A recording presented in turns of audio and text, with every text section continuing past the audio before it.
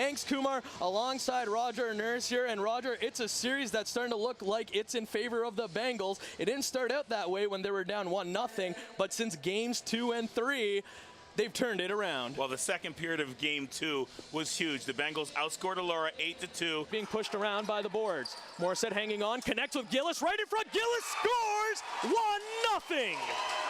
And that was a great play by Morissette. He kept his feet moving. Buller drops it behind him to Stannard. Stannard pushed around by Masters. Joined in by Finley now. Gets a shot to the net and ties it up. Perhaps not the way he wanted to, but he'll take it. Well, look at the players on the floor. Jimmy Chadwick trying to find a man on the inside. Gillis scores! That's 2 for number 6. And Jordan Gillis does what he did earlier in the game, and he did everything that he needs to do, and the Bengals need him to do. Mohawks, though, still hanging on to the ball in Hamilton territory. Stannard having to wrestle away from Gower. Connects with the other number 14. That's Seeley! Tying things up! Seeley made a nice move to get to the inside, found the short side over the shoulder. Bolduc confronted by a couple of Mohawks. Gets the pass to Robinson, who puts the Bengals back in front. And not a lot of outside shots have been able to beat Humphrey. And off of Brown, Mohawks quickly jump on the rebound for the new possession. Egan throws it on net and scores. It's 3-3. Crowd in front of the net, but that shot by Egan. In the final minute of the second period, 3-3 game as the Bengals gave it up, and Woodland puts the Mohawks in front for the first time in this game. Once again, the footwork. The final 20 minutes of a regulation where the Mohawks start with a 4-3 lead.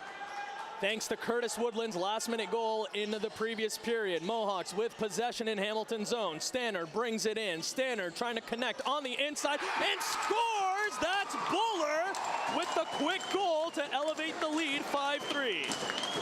And Buller. Mohawks re-entering Hamilton zone. McKenzie all the way to the top. Rebound close enough for Woodland. Scores! Doubling up on the Bengals. It's a 6-3 lead for the visitors. And once again, still recovered by the Mohawks. Holscher moves in, loads up, and scores.